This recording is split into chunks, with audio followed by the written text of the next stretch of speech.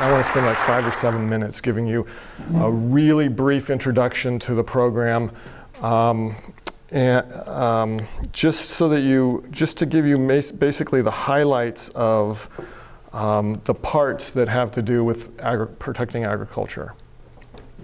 If there's questions afterwards, I'll be happy to try to answer. And then Kelly's going to talk about how this is implemented and some of the issues here in Jackson County. Tom is here with the city of Central Point, and he'll talk about how some of this plays out within a city. Josh works for the state, and he'll talk about that from the bigger picture as well. And then we'll be happy to answer whatever questions we can try to answer at that point. So Oregon has a unique land use regulatory system within the country. It was the first one that was put in place that was even close to its kind.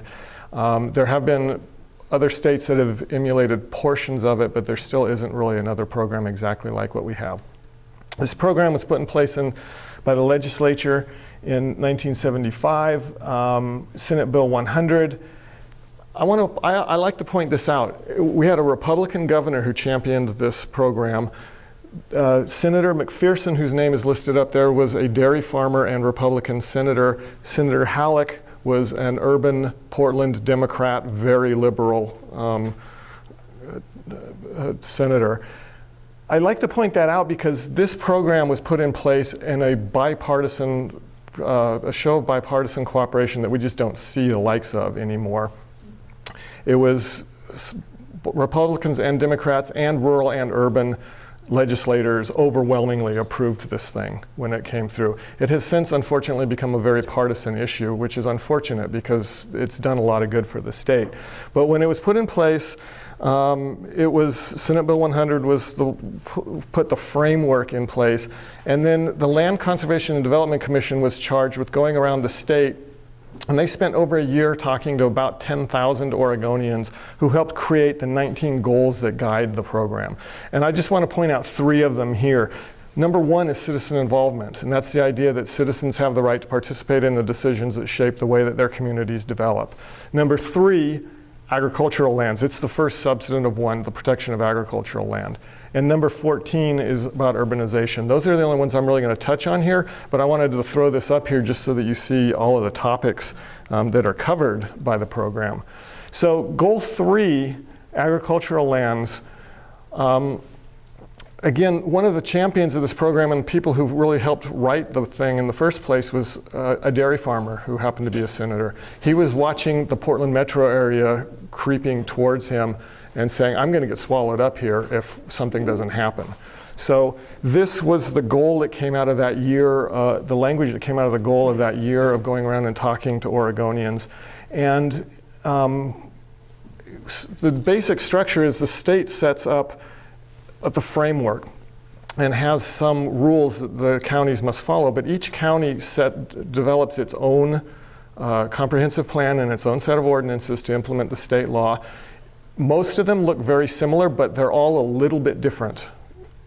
Each is in, just like every county has its own, every city has its own as well. So these are some of the language that comes out of what the counties are required to do. And the idea is to protect farmland in big enough pieces so that it's useful for farming, so you don't have conflicts, so there's not a bunch of stuff interspersed between the farmland. And so that we don't have something like this where we have farmland that people are buying purely for speculative purposes so that they can develop it. Because farmland is cheaper per acre, generally speaking, than other types of land that you can buy in the state right now. And there are a variety of reasons for that, which I don't have time to get into. So that EFU that you saw there, EFU means exclusive farm use. That is the land that is protected explicitly for farm use and farming in the state of Oregon. It's not the only place that farming takes place. That's really important to note, but it is the land that is protected for that purpose. That's what we have in Josephine and Jackson counties that is protected for farmland. Remember that picture because I'm going to come back to it in a minute. But that is what Goal 3, the protection of agricultural land in Oregon, that's what that looks like in the Rogue Valley, the 2 counties that we're working in here. So the other one that I said I would mention is Goal 14, and that's how cities urbanize and how they expand their boundaries. And it's connected to the protection of farmland. As you can see, accommodated urban population and urban employment inside urban growth boundaries. That's the key. Oregon's system really tries to steer most of the development into the cities and not have the type of sprawl out onto the farmlands and the forest lands that you see in other states. So every city, the concept of an urban growth boundary is pretty simple, really. Every city has its city limits. Everybody kind of gets that concept, right? The urban growth boundary is the land that has been identified that the city and the county that it's in agree that over the next 20 years, if population grows the way that it's expected to grow, that's the land that the city will grow into as it needs to expand its footprint. There's provisions for the cities to expand their urban growth boundaries. Lots of rules. We don't have anywhere near enough time to go into this, but first you have to determine how much you need in the next 20 years based on your population. Then you have to look at all the options available, and then you have to choose the best options if you need to expand your land where to go to. This thing that looks kind of like a big angelfish, that is the city of Grants Pass. And I'm throwing this one up there just so you can see part of how they determined their needs is they looked at where all the undeveloped land was within their city, and they figure out, okay, what's the capacity of that land and how much can we fit into it, and how much of our next 20 years is that need going to fulfill. This is what the blue and the green areas that are up here are the lands after about a 7-year process. Those are the lands that they decided to add to their urban growth boundary the last time they expanded it. And I'm showing you this because I want to point out, for those of you who know agriculture in the valley, this is where the best, biggest pieces of farmland around Grants Pass are still located. Of course, this is all good soil too, but it's fully developed. It's really developed up pretty heavily, and that all predates the land use system that we have in place. In Jackson County here, these green and purple, the gray areas are what's the city limits. The purple areas, I'm sorry, are the urban growth boundary that's not yet in the city limits. And these green areas are areas that have been identified to be added to the urban growth boundaries over the coming decades.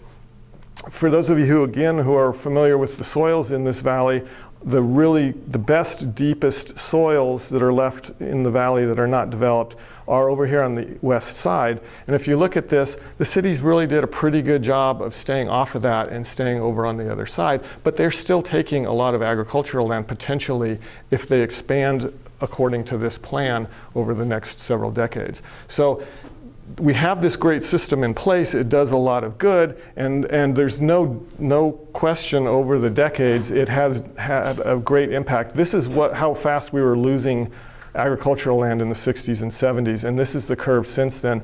The biggest drop being in the 2000s here when the real estate boom was going. But we still have something on the order of 22% of Oregon's land zoned and protected for agricultural purposes. I'm almost done, but very quickly I wanted to show you one thing about why it's really important to keep on paying attention to this as we go forward. This again is all of the agricultural land that's zoned for agricultural protection in Jackson and Josephine counties right now. This land though includes the hillsides that we're grazing animals on. It includes pretty crummy soils that grapes like, but you can't really grow row crops in. If you subtract all of those kinds of soils out and only get to the river bottom, the deep river bottoms where good flat deep soils, that's what this map looks like. Okay, and part of why I structured this the way I did and showed you about the cities and their potential to expand is that's where the cities are located. So we really have to pay attention as a community here, not only to what's going on the farmland, but what's going on in the cities as well and how they're expanding. And I just wanted to throw that out to you. We can ask, we'll do questions, but I'd like to turn it over to Kelly now so she can talk a little bit about what's happening at the county. My name is Kelly Matting. I'm the Jackson County Development Services Director. So Development Services is made up of kind of three main functions: code enforcement, building, and planning. Planning is long-range planning or comprehensive planning and current planning. Like current planning is if you want to build a house on your property and you want to come in for a building permit or get your house approved, that would be current planning. I actually had a handout. I was kind of going low tech because Greg had said we only had 5 minutes to talk, and so I was trying to figure out how to simplify our code, which is probably 400 pages, down into something very short. And so I'm just going to kind of hit the highlights, and like Greg said, the real opportunity to have discourse will be later when you can ask questions. But I hope everyone received a handout. If you didn't, I'll put some on the back. Like Greg said, we have exclusive farm use zones in Jackson County. A substantial amount of the privately held land in Jackson County is zoned exclusive farm use. It's primarily on the valley floor. And it probably looked very much like the map that Greg showed before this, with all of the green on it, as opposed to just this green.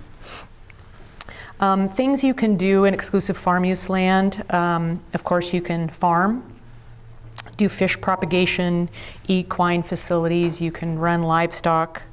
You can also have commercial type uses on EFU, or like commercial use in conjunction with your ag use. Farm stands, which I'll talk a little bit more about. Usually people are pretty interested in farm stands because they're pretty low capital and are a good way to sell your product.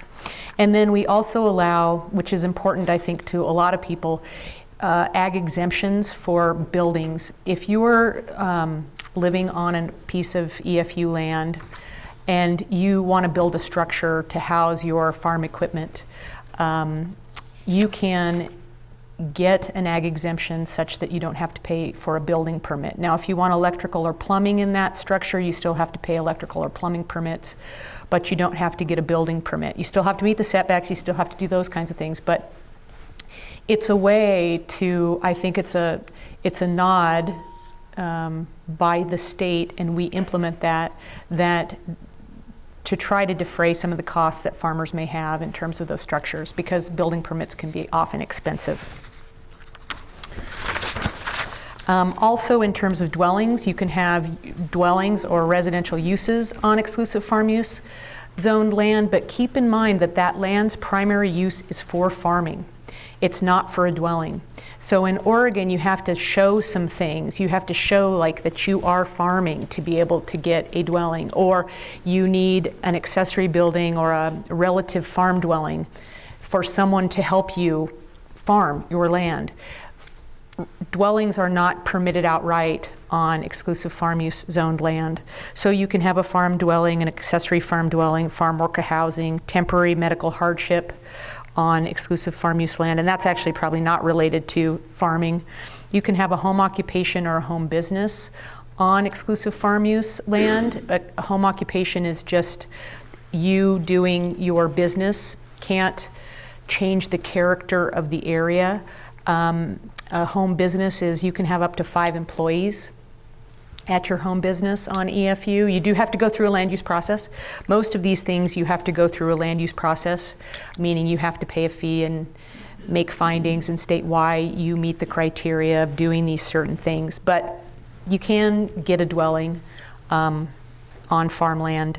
You can't, the only crop that you can't get a dwelling associated with is cannabis. So cannabis, you can't have a farm stand, you can't get a house, and you can't do a commercial activity in conjunction with farm use with cannabis. I gave you some of our online resources because Jackson County really has a lot of good online resources for those of you that are sort of tech savvy. Resources such that you, in many cases, you don't necessarily have to come to our office, or you can kind of do some research prior to coming to our office and become more informed and have your questions kind of winnowed down. And I gave you our website, what we have. We have a thing called Property Data Online, and you can go and look at search properties, see what they're zoned, see how many acres they are, see if there are certain overlays like floodplain overlays or airport overlays or whatever. You can kind of see that on property that you may be interested in buying, or you may have already purchased and you're going to learn some new things about your property. forms and applications, and then you can email us questions as well via our website. Ways we can help you: you can come in and you can ask questions at our counter. Just to let you know, our counter consults are really designed for about 20 minutes, not very deep, not digging very deep into your property or your uses or those kinds of things. Our counter consults are really like, what is my zoning? What are some of the things that can be done? I got an approval and I have a condition and I need to satisfy that condition. I want to show you this document to do that. That's mainly a counter consult. If you want something deeper, like for example, you want to take, the berries that you're growing and you want to make jam and you want to sell them on your property. That might be, that kind of level of detail of information might better be you might be better served to have an appointment. The appointment is about $150. It's actually money very well spent. If you went to go hire a land use consultant, I'd challenge you to find one that was less than that. And we can provide you that information. We can't become your agent and promote your application, but we can provide you information on what you want to do related to our code. We have handouts and those things that you can do when you come into our office. And I encourage you, if you're looking for property or you want to do something with your property, I sincerely encourage you to come into our office. Staff is very willing to kind of chat with you about what you want to do, determine if what you need to do is do an appointment. I say that because it's unfortunate that we get people who come into our office who have already bought that piece of property with the idea of wanting to do something with it and find out that they can't, or that what they want to do, they can only do a small piece of what they wanted to do. And that's really unfortunate. It puts us in a terrible position, but that person actually in a more terrible position because they're not able to do what they want to do. And I would suggest you come in, call, or email if you have any questions. And I did give you the contact information for code enforcement, building questions, and planning questions, which if you call us, we're really, really busy right now. It may take a couple days for us to get back to you, but we certainly will get back to you and be able to answer your questions. I have a bunch of cards, and I'm going to put my cards on the back table for you too. Jackson County is pretty small. I mean, it's not small and it is small. So we're a relatively small department. I can hear what's going on at the counter in my office, and so I kind of can keep my finger on the pulse of what's going on. Right now what's going on is a lot of cannabis activity, but if you have any questions, please give me a call. I may not know the answer because I don't know all the technical details of our code. I have staff that know that and are experts in that, but I will always return your call. It may take a couple of days. I'm looking at 2 days returning calls, which I feel really good about right now. And but I always will call you back. And I would encourage you to encourage others out there in the community, in the agricultural community, to communicate with us. And in that vein, if there's ever an issue, like you want to do something and for some reason it's not in our code, or because things change rapidly, they change much more rapidly than our code. If there's something that you want to do, or there's some hurdle that you're finding that Jackson County is that hurdle or one of those hurdles, please give me a call and let me know what that is. We may or may not be able to do anything about it, but I always like to know if there's something out there that we can do to better help agriculture, because we want to not thwart agriculture. We want to comply with state law. We're implementing state law every day. That's, and like Greg said, state law, those goals for goal 3 about agricultural lands, we implement those goals verbatim and those statutes and the rules associated with that. And so sometimes that doesn't change as rapidly as one would like either. And we can help with that, communicate with our legislators on trends out there that may be becoming more than trends. They're just a reality, and this is a new way of doing agriculture. This is a new thought that is permeating our agricultural environment, and we want to help be able to facilitate that if we can. So I think that was my 5 minutes, and to be here for questions. And now Tom Humphrey with the City of Central Point. Let me play your presentation now? Yeah, thanks. Sure. Thank you. I'm Tom Humphrey. As I mentioned earlier, I'm the Community Development Director in Central Point, which means I oversee both planning and building. I've been in Central Point almost 19 years now, and when I arrived, the city had just completed a strategic planning process. We do have an agricultural orientation, as most of you know, in Central Point, with the Grange Co-op, Rogue Creamery, our FFA program at the high school. There's a lot of interest in agriculture in Central Point, and if anything, it kind of characterizes our city and way of life in a lot of ways. When I arrived, in addition to the strategic planning process that the city was going through, the county was going through what's referred to as our region, which later morphed into regional problem solving, which some of the members, Kelly was involved in that, Josh later, Greg, and Mike Cavallero. I don't know if any of you in the audience were participants in either our region or regional problem solving, but what it amounted to is that the goals that Greg talked about earlier that kind of formed the direction for the state of Oregon recognized in time that not every region of the state was equal. And so there was some legislation created through what was called regional problem solving to tailor the land use program to a given region. And it was failing in many areas of the state. It almost failed here, but we had solid commitments from 6 cities, the county, 1,000 Friends of Oregon, a number of the state, certainly, DLCD, and a lot of residents participated. And over the course of 10 years, 12 if you count the implementation of it at the county and each of the 6 cities that concluded the program, we got to a point where we could manage some of our own land use decisions and establish boundaries for agriculture that were not speculative.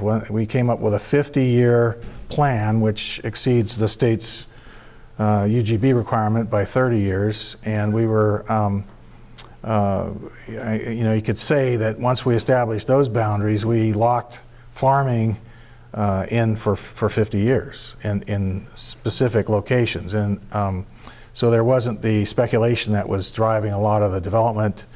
And so what I'd like to do is talk a little bit about the city of Central Point, but because of our ag orientation, but also because of the geography of Central Point, we are surrounded by prime farmland. And so without further ado, this is what I'm showing you here is an urban growth boundary in blue that was established in the mid-'80s, and we took a stab at going further than that, but we were at odds with both Jackson County and the state, and so we were allowed to define our urban growth boundary in blue, and then this area of mutual planning concern was created that extended our reach, at least a cooperative planning association with Jackson County between I-5 and Highway 99 up to Tolo.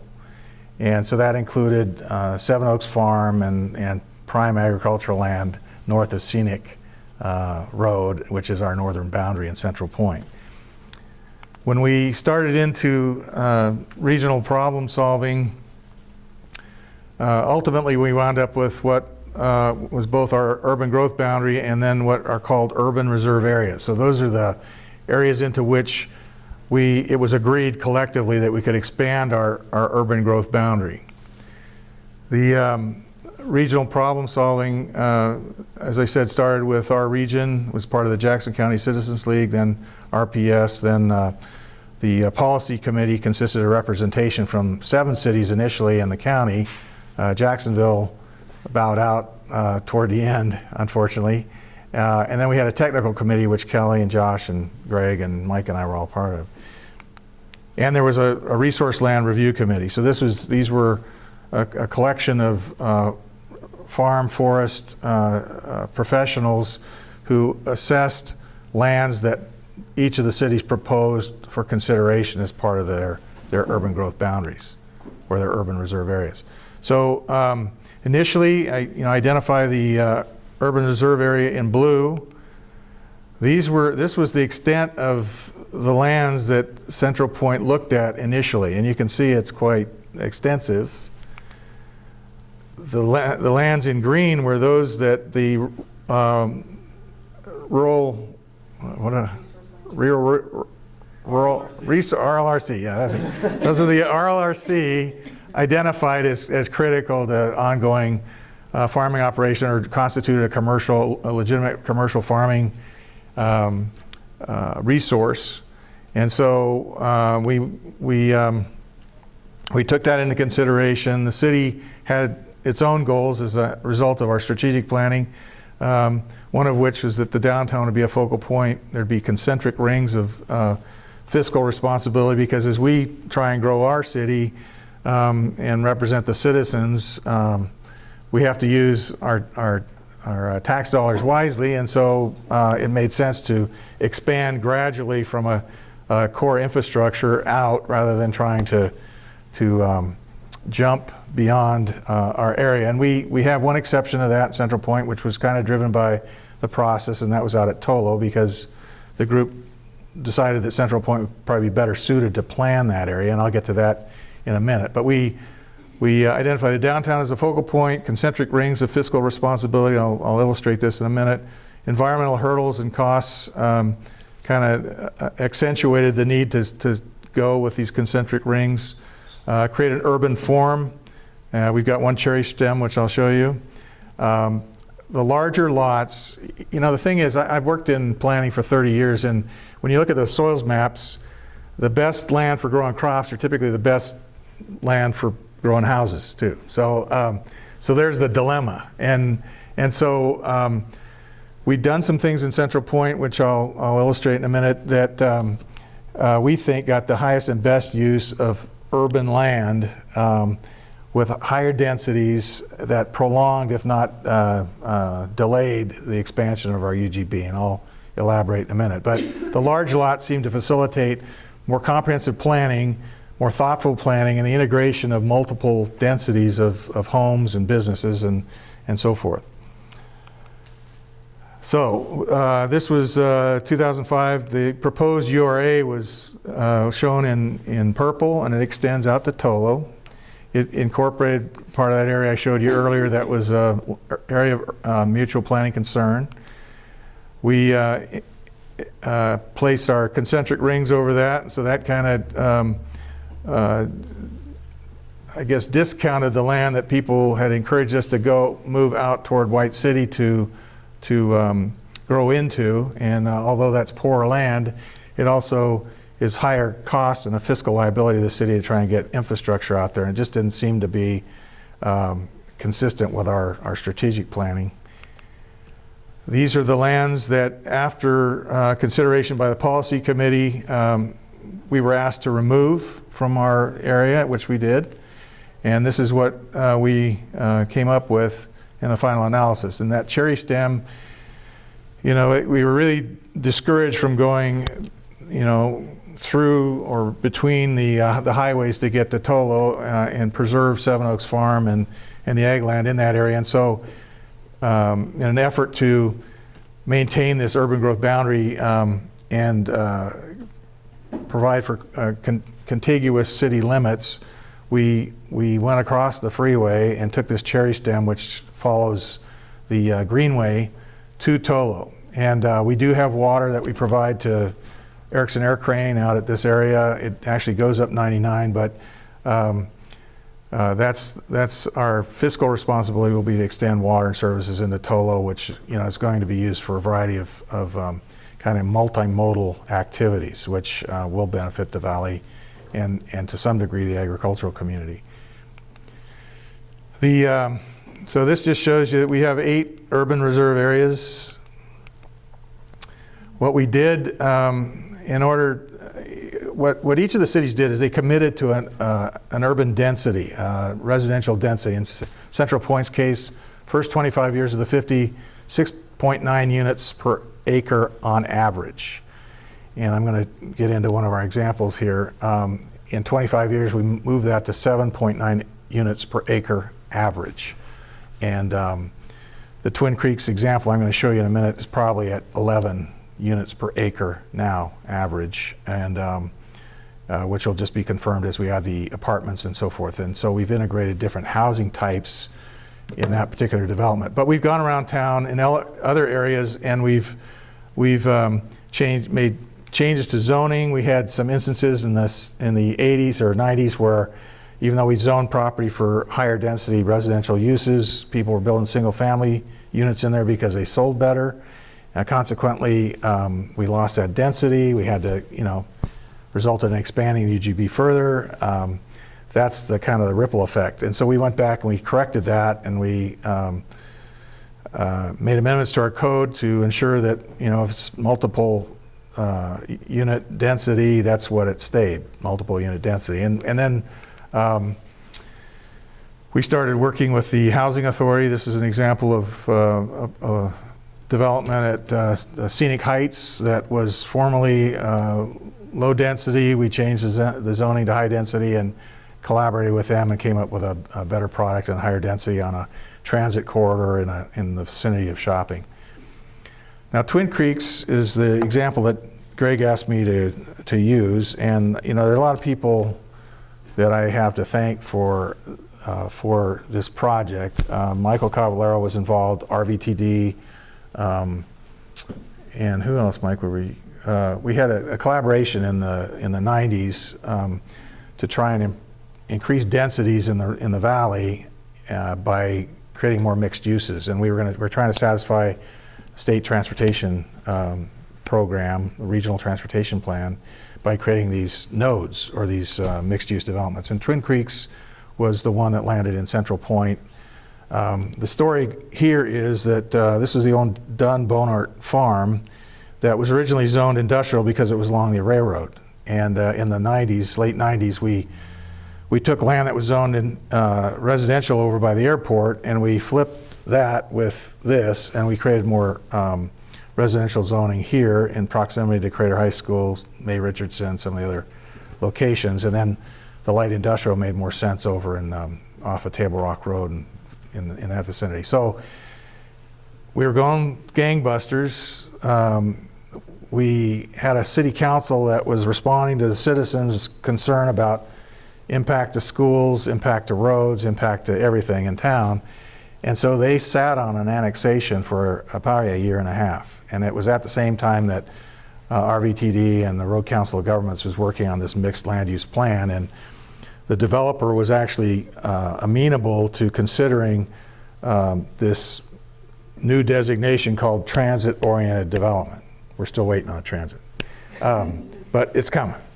But it's a mixed use, healthier lifestyle, integrates a lot of different housing types, preserves the value of both the development and the land. Traditionally, this would have, based on its earlier zoning, would have accommodated 500 single-family detached homes, 10 acres of park. We did have a railroad crossing factored into this from the time of the industrial designation.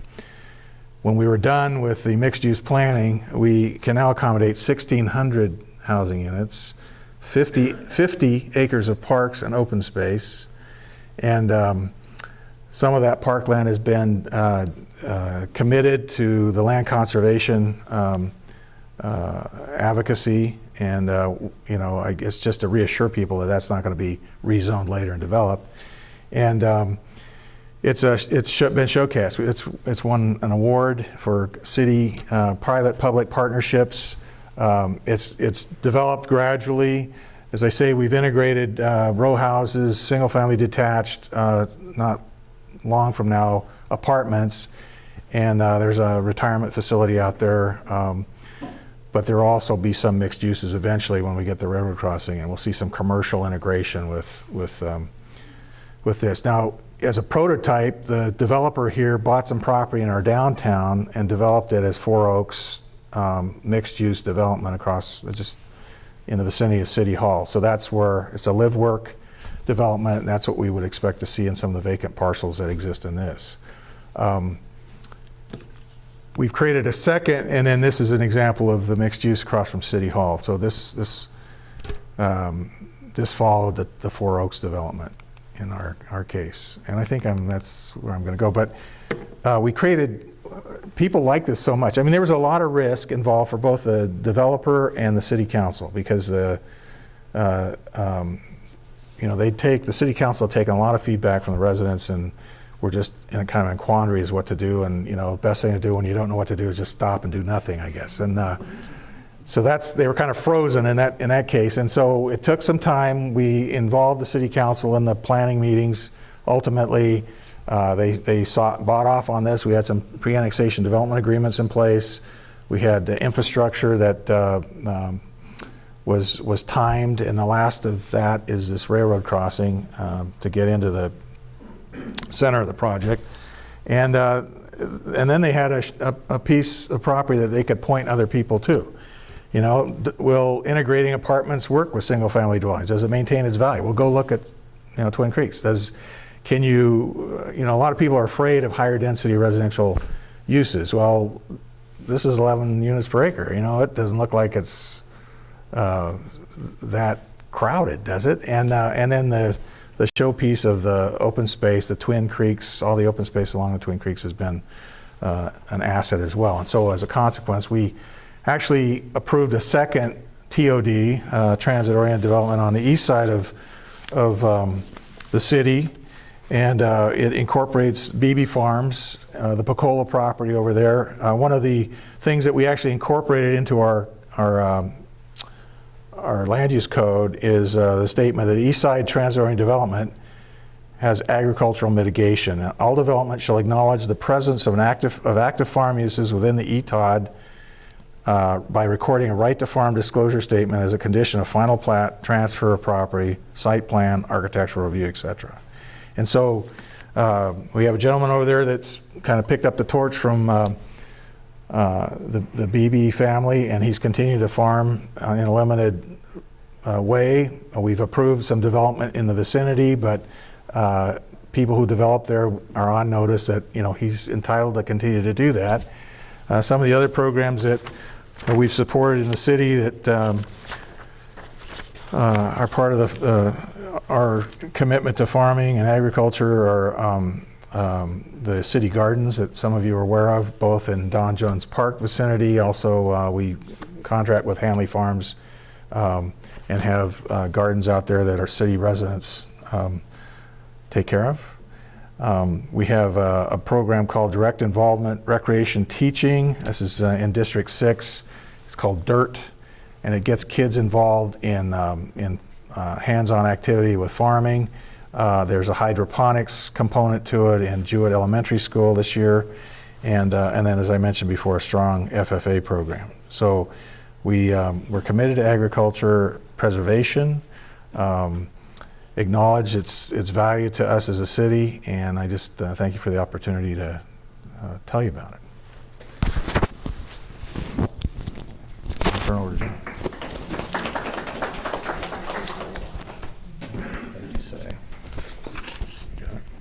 So,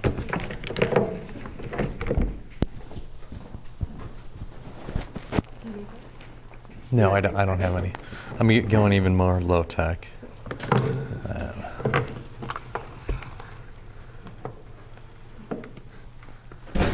So I am Josh LeBombard. I'm the Southern Oregon representative for the State Department of Land Conservation and Development. I have a 3-county region that I work in, so that's Douglas, Josephine, and Jackson County, and I'm working with the counties, and I'm also working with the cities within those counties. It's an interesting department, even in the title, Department of Land Conservation and Development. There's quite a contradiction just in the title of our department, and it really illustrates kind of the balancing act that we do on a regular basis. The balancing act of preserving farm and forest land, which is one of the main tenets of the land use planning program, but balancing that with development and growth, because I mean, we don't control population growth in this country. I'm not saying we should or shouldn't, but we don't, and that's just a reality. So we have to deal with it and manage it in an efficient way. So it's a tricky issue for sure, especially in a valley like this, as Greg showed. You know, the development patterns, the historic development patterns have taken place in the same area that your best soil, your flat best soil is, and I think that's common in a lot of places, but more common in valleys, because you know, when you're coming to settle an area, you're going to choose the flattest ground to settle on. So it's a balancing act that we struggle with on a regular basis. And the other struggle is really with being true to the basic tenets of the program, but also being nimble enough to deal with upcoming and different things. So from a farming standpoint, you know, farming's changed, you know, and it's continuing to change, and it will continue to change. So how does the state program be nimble enough to deal with that? And as Kelly mentioned, a lot of what the counties do is prescribed. It's a kind of a top-down system that we've created, for better or for worse. I worked in three other states, and I can say that I feel comfortable saying that Oregon has the best planning program that I've worked with, and that includes California, which is often looked at as a pretty top-notch program. But it's a very top-down, prescribed type of program. And with that, you know, a lot of people say it's a one-size-fits-all statewide program, but what I can say is the way that the counties institute that, there's more flexibility than the program, I think, is given credit for in the individual counties' ability to implement the program. There's good and bad with that, because if you're dealing with in multiple counties, not many of us are, but if you're dealing in multiple counties, that can be a little frustrating. But for the most part, your kind of local flavor, your county flavor comes out in the implementation of the statewide program. And that's even more so true for cities. With cities, there's a lot more flexibility given to cities to do their own thing. It's because, you know, we've essentially said we want development to take place in cities. We do our best to encourage, you know, vibrant, healthy communities, but a lot of that is left up to the individual cities to do that. So the cities interact with us, you know, a lot of times when they're wanting to expand. That's when we get into our biggest conversations, or when they're starting to do long-range planning. And a lot of times the long-range planning is associated with thinking about growing their community. So what happens is when a city comes to our department to expand their boundaries, the first thing we do is ask them how efficiently they're using their existing land supply. And there's, you know, a variety of different ways that we go about that conversation, but often we find that the cities, there's room for improvement there, right? So it's not only about planning for what's happened in the past and kind of pushing out that trajectory, but it's also about thinking about the future and trying to plan for the future. And demographics are changing a lot, and in those different demographics, desires are changing too. So cities are in a position to, you know, kind of do a big think at that point in time and determine how they want to grow and what types of efficiency measures they can put in place to help them grow. Because we don't just let cities expand their urban growth boundaries. It's quite a process in this state. For better or for worse, it is. We've tried to streamline that process, but it is what it is, and I think it's worked pretty well. Not to say it doesn't have its faults. I'm winging it here. I had a whole plan thing, but I'm just changing it up a little bit. I'm trying to think about what you all might want to talk about, you know, and one of the things is, you know, how planning's come to be in the state. It's really top-down, like I said, so that means it comes down from the legislature often, and then that's implemented through our department, who we create revive or rules based on the statutes that come out of the legislature. The things that are happening now at the legislature and the changes that are made to the planning program are often refinements now. It's kind of changing based on, like I said earlier, trying to be nimble, but it's also changing based on who's lobbying the legislature. So, what we often find is, folks are lobbying, based on their constituents, but typically it's for more rural residential development. That's one of the big things, and that we're pretty firm about against that. We've had some recent attempts locally in the 3-county region down here to try to expand rural residential development opportunities, but that program has died a slow death. But there's some validity in that with residential development on farmland, on rural residential land, because we know not all farming takes place on EFU land. And I think we can all agree that it's easier to farm your property if you live there. It's not essential, but it's definitely an easier thing to do, to be on your own property and farming it. But often the legislature is responding to requests and lobbying at the legislature, right? What we don't see at the legislature are folks like yourselves, the smaller farmers or medium-sized farmers that are coming out and speaking their minds. What we're hearing are those other things, opening up rural residential development opportunities and things like that. I think it would be very refreshing to see a different spin on that and have farmers voicing their concerns about what types of impediments you see. And I know the Friends of Family Farmers did their listening tour, and they came out with a report that identified a few things. The complexity of the system, the complexity surrounding putting a dwelling on your property, farm worker housing, that was another thing that came up. Confusion about agritourism and the types of things that are allowed on there. What I would really like to see are those conversations to happen more regularly at the legislature, so we're not as a department and as a state not just responding to the same interest groups all the time, but it's broadening and hearing a different perspective. So, yeah, I'll leave it at that.